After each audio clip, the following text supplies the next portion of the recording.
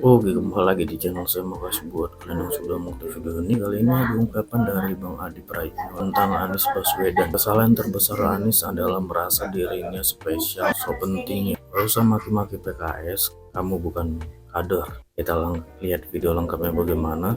Sebelum kita ke video, bantu subscribe di channel saya. Belum subscribe, tidak tunggu lama, kita ke videonya langsung.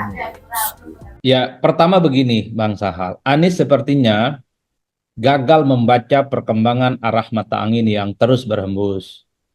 Dulu memang ada kecenderungan orang yang tidak punya partai politik atau orang yang hanya sebatas kader biasa di partai politik tertentu itu menjadi darling untuk dimajukan dalam sebuah kompetisi politik. Ya sebut saja misalnya Jokowi. Hmm. Awal-awal di Solo, awal-awal ke Jakarta, bukan siapa-siapa, hanya kader biasa, tapi karena dinilai punya magnet, disukai oleh publik, PDIP yang cukup besar saat itu, dengan sukarela memberikan dukungan politiknya. Ada fenomena Ridwan Kamil, ada fenomena misalnya Anies Baswedan, yang saya kira tidak berpartai, tapi partai kemudian sangat terpincut untuk mengusung mereka menjadi bagian dari salah satu kontestan kan dalam pilkada. Itu 2014, 2017, 2019, sampai akhirnya kita sampai pada pilkada serentak 2024. Di mana angin berhembus sebaliknya. Hmm. Jadi orang-orang yang tidak teridentifikasi memiliki partai politik tertentu seperti Anies Baswedan, nasibnya terombang-ambing, tidak jelas, dan bisa dipastikan wassalam pencalonannya di Jakarta. Ya terbukti PKB tak mau, PKS sudah tak mau, Nasdem juga sangat tegas menyatakan tak jadi untuk mengusung Anies dalam Pilkada Jakarta. Ini artinya apa? Partai politik tentu berpikir bagaimana menyelamatkan kepentingan politik mereka masing-masing. 5 tahun ke depan, ini kan kita akan puasa politik. Tak ada lagi pemilu, tak ada lagi pilkada. Hmm. Oleh karena itu, kalau partai non-Kim ini, PKB, PKS, dan Nasdem salah langkah mengkalkulasi politiknya, maka 5 tahun yang akan datang, dia akan berjalan di tempat yang sunyi, dia sendirian, tak punya teman, dan akan kering kerontang karena tak mampu mengakses kekuasaan politik. Kan itu yang dihitung oleh partai ini, Bang. Hmm. Apalagi pada saat yang bersamaan, PKS, PKB, dan Nasdem mengusung Anies Baswedan, ini kan belum tentu juga ada barokah elektoralnya. Hmm. Ya, ya. Ini yang sepertinya membuat kenapa partai-partai ini ya kemudian tertarik ketika ada tawaran dari Kimplas. Jadi jangan salahkan partainya kalau kemudian mereka itu tidak mengusung orang yang selama ini tidak berpartai. Hmm. Saya dalam banyak hal respect dengan PKS dalam arti mereka sudah berpikir itu soal untung dan rugi. PKS dulu kan kalau bicara Anies cinta mati, cinta buta. Apapun Anies ya PKS, apapun Anies dibela untuk mendapatkan tiket pencalonan. Tapi di 2024 bagi PKS kalau memang Anies tidak terlampau memperjuangkan PKS, faedah elektoralnya juga nggak signifikan, ya PKS kemudian bergabung dengan KIN. PKS tak lagi pakai perasaan dalam berpolitik, tapi kalkulasinya adalah untung dan rugi. Ya, Ini ya. yang saya kira itu menjadi penting. Nah, yang kedua bagi pendukung Pak Anies, nggak usah dimaki-maki itu PKS, nggak usah dimaki-maki itu Nasdem dan PKB. Pak Anies itu bukan kader partai, nggak ada haknya di situ. Ada yang mengatakan misalnya PKS, Nasdem, dan PKB itu naik secara signifikan. Mungkin iya, tapi ingat, sesignifikannya Anies Baswedan memberikan faedah elektoral paling cuma 6 kursi, 5 kursi, dan 4 kursi. Sekalipun tidak memberikan faedah pada ketiga partai ini, gitu ya. Partai-partai ini dipastikan akan lolos kok di Hmm. parlemen.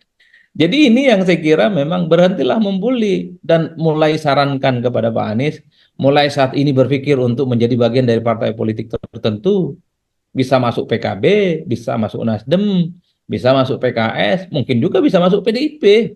Hmm. Minimal ada harapan gitu ya. Betapa ke depan ini ada kecenderungan demokrasi elit melalui partai politik akan menjadi instrumen yang akan membedakan dengan suasana batin kepolitikan kita dibandingkan dengan 5-10 tahun yang akan datang. Jadi di situ, Bang. Nah, Makanya kalau kalau saya membaca perkembangan di X dan di medsos hmm. pada marah-marah ke PKS misalnya, apanya mau dimarahi PKS itu? Anies itu bukan kader PKS, kalau nggak ngedukung ya wajar. Kalau mau dimarahin itu, kalau PKS gagal misalnya mendukung Sohibul Iman, menarik dukungannya tak mengusung Suswono, tidak mendukung Ahmad Saihu dalam pertandingan, baru marah karena kadernya diabaikan. Lah Anies bukan siapa-siapa di PKS, Bang. Kalau Nah itu kan disebut misalnya, kalau misalnya Anies disebut membuat PKS kuat, nanti dulu kan bisa dilihat datanya. ya 2019 PKS itu di Jakarta khususnya itu 16 kursi. 2024 cuma naik 2 Bang, 18. 2 biji. Nggak banyak amat kecuali naiknya berlipat ganda dari 16 jadi 32 baru kemudian layak untuk dibully itu PKS. Di suara nasional, suara PKS itu cuma nambah 3 kursi, Bang. Jadi nggak banyak-banyak amat gitu ya. ya Dalam ya. konteks itulah bagi saya ini menjadi faedah penting ya bagi politisi yang berharap ingin maju dalam sebuah kompetisi per hari ini harus mulai berpartai. Itu penting Hmm. sebenarnya. Nah ini yang menarik nih, karena kan ini sebelumnya kan ada soal voice note itu loh. Jadi Anies mengaku bahwa dia tidak kaget kok dikasih deadline untuk menggalang dukungan, menambah kursi, menambah itu tadilah menggenapkan suara PKS yang kurang gitu. Kemudian dibantah oleh Ketua DPW PKS kan, DPW Jakarta yang bilang bahwa Anies itu sebenarnya sudah dikasih deadline dan dia malah ditawarin jadi kader PKS, tapi dia nggak mau, dia pengen netral. Terus belakangan ada berita yang bilang bahwa Anies mempertimbangkan untuk jadi kader partai yang menolak nepotisme. Dan itu orang kemudian berspekulasi, jangan-jangan ini PDIP apa. Tapi ini kan sebuah wacana yang, jadi dia pengen merasa dia pengen dianggap netral gitu ya. Terus tiba-tiba pengen jadi partai karena sudah kepepet gitu ya. Ini dia ini fenomena orang yang kepedean atau bagaimana nih, Bung Adi ini poin yang dikatakan bahwa Anies ditawari tapi pengen netral itu loh. Ya, saya kira kesalahan terbesar dari Anies yang kedua itu masih memposisikan dirinya sebagai darling dan pusat perhatian politik. Hmm. Mungkin 5 tahun yang lalu, terutama saat jelang Pilkada DKI 2017 dan jelang Pilpres 2024, Anies jadi darling. Jadi Nasdem, kemudian PKS, PKB bilang ke Anies, "You kita usung sebagai salah satu calon presiden, menantang Prabowo Subianto berhadapan dengan Ganjar."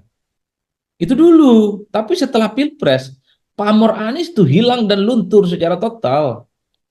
Kan itu yang mestinya harus dilihat, Bang. Ya buktinya 3 partai pendukungnya yang ada di Pilpres satu persatu angkat kaki dan pindah haluan.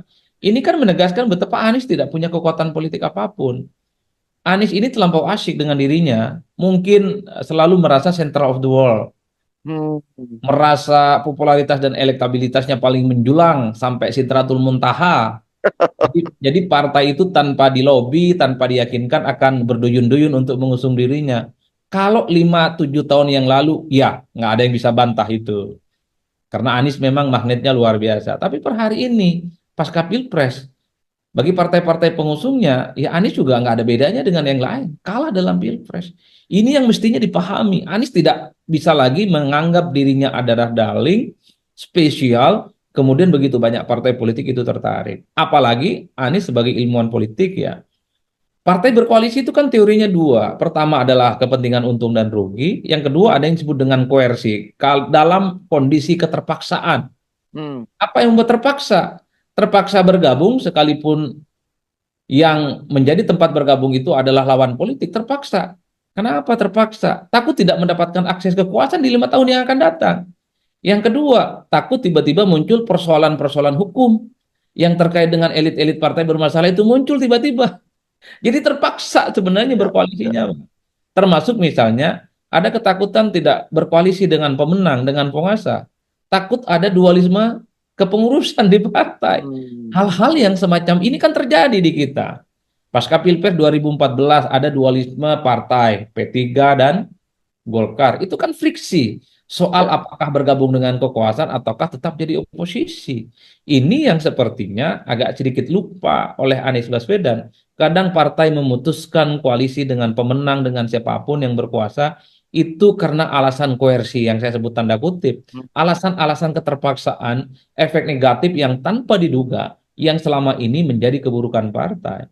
Oleh karena itu, Anies misalnya sejak lama sudah membaca ketika sikap politik PKS di Sumut awal-awal memberikan dukungan politik kepada Edi Rahmayadi sampai deadline waktu yang ditentukan tak ada tambahan partai untuk bisa maju, akhirnya tarik dukungan dan mendukung Bobi Nasution. Ini kan sangat jelas PKS itu memberikan kode kan nih. Kalau ada partai lain di luar PKS bukan tidak mungkin di Sumut akan terjadi di Jakarta. Per hari ini udah terjadi, Bang. Ya. Nah, setelah terjadi, saya membaca Anies ini agak galau. Anies itu mungkin panik, terutama partai politik yang selama ini dinilai paling setia, paling tulus mendukung Anies Baswedan, tapi kemudian tidak memberikan dukungan PKS. Nah, itu yang terjadi menurut saya. Oke, itu dia videonya. Gimana menurut kalian ya? Coba main di bawah. Dan sampai bertemu di video saya selanjutnya. Buah.